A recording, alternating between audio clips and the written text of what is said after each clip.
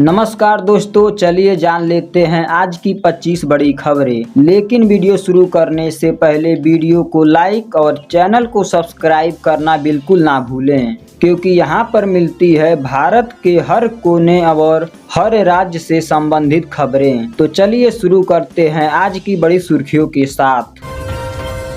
भारत का सबसे बड़ा ड्रोन अभ्यास। भारत सरकार जल्द ही कोल्ड स्टार्ट नाम से देश का सबसे बड़ा ड्रोन अभ्यास करने जा रही है। इस अभ्यास का उद्देश्य हवाई सुरक्षा प्रणाली को और मजबूत करना है। सेना और वायुसेना दोनों मिलकर इसमें भाग लेंगी।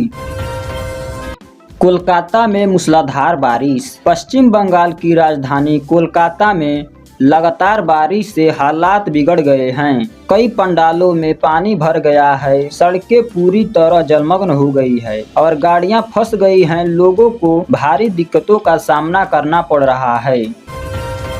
यूपी बना आयुष्मान कार्ड जारी करने में नंबर 1। उत्तर प्रदेश ने अब तक 5 करोड़ 38 लाख से ज्यादा आयुष्मान कार्ड जारी कर दिए हैं। यह संख्या पूरे देश में सबसे ज्यादा है। इस योजना के तहत गरीब और जरूरतमंद परिवारों को मुफ्त इलाज की सुविधा मिलती है।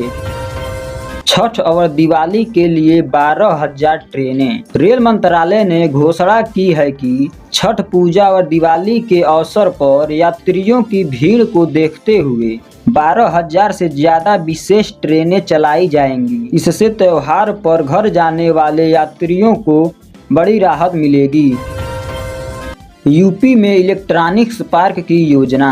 उत्तर प्रदेश सरकार ने इलेक्ट्रॉनिक और सेमीकंडक्टर उद्योग को बढ़ावा देने के लिए ईएसडीएम पार्क बनाने की योजना बनाई है। इन पार्कों से नए उद्योग लगेंगे और युवाओं को रोजगार मिलेगा। यूपी बीजेपी अध्यक्ष का बयान। उत्तर प्रदेश बीजेपी अध्यक्ष ने कहा है कि नए जीएसटी दरों से व्यापारी और आम उपभोक्ता दोनों को सीधा लाभ मिलेगा। उनका कहना है कि त्योहारों पर खरीदारी का बोझ कम होगा और बाजार में रौनक बढ़ेगी।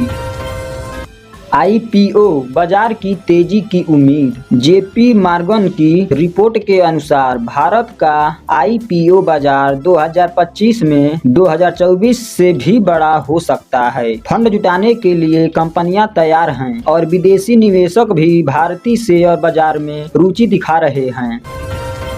निजी क्षेत्र की वृद्धि धीमी। सितंबर के पीएमआई आंकड़ों से पता चला है कि भारत के निजी क्षेत्र की वृद्धि थोड़ी धीमी हुई है। मांग में थोड़ी गिरावट आई है, लेकिन समग्र रूप से विकास अभी भी मजबूत स्थिति में है। झांसी में 82.5 मेगावाट सौर परियोजना शुरू। सनश्योर कंपनी ने उत्तर प्रदेश के झांसी जिले में 82.5 मेगावाट का सोलर प्लांट शुरू किया है। यह राज्य का 10वां बड़ा सोलर प्रोजेक्ट है और इससे स्वच्छ ऊर्जा उत्पादन बढ़ेगा। जल जीवन मिशन में सौर ऊर्जा का उपयोग। उत्तर प्रदेश ने देश का पहला राज्य बनकर जल जीवन मिशन के 33,000 से ज्यादा प्रोजेक्ट्स को सौर ऊर्जा से चलाने का फैसला किया है। इससे बिजली की खपत कम होगी और पर्यावरण को भी लाभ होगा। जाति आधारित रैलियों पर रोक। योगी सरकार ने उत्तर प्रदेश में जाति आधारित रैलियां और आयोजनों पर रोक लगा दी है। सरकार का कहना है कि इससे समाज में आपसी भाईचारा और शांति बनी रहेगी। सीएम योगी का बयान। मुख्यमंत्री योगी आदित्यनाथ ने कहा है कि विदेशी आक्रमणों और उपनिवेशवाद के कारण भारत की हिंदू आबादी कम हुई। उनका कहना है कि आज देश को अपनी जड़ों और संस्कृति को मजबूत करने की जरूरत है।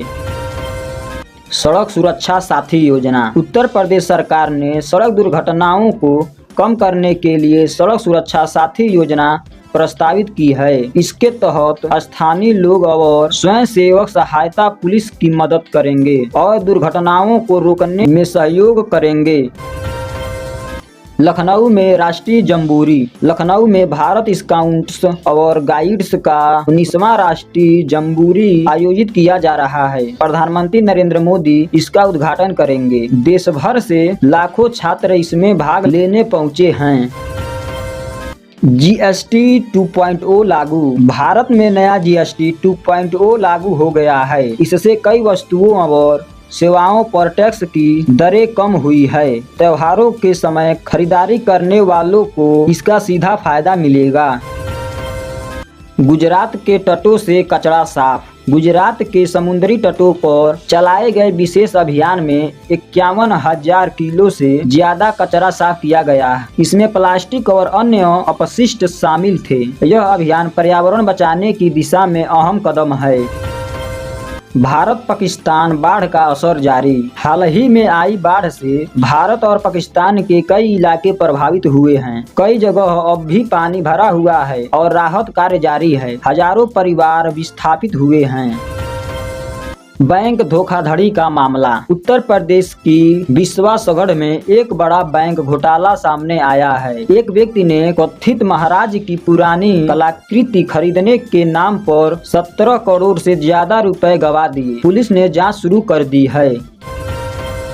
भारत पाक हवाई क्षेत्र बंद। भारत और पाकिस्तान के बीच हवाई क्षेत्र की बंदी की अवधि बढ़ा दी गई है। नो टाइम यानी उड़ान निर्देश में यह साफ किया गया है कि अभी कुछ समय तक दोनों देशों के विमानों को सीमा क्षेत्र में उड़ान की अनुमति नहीं होगी।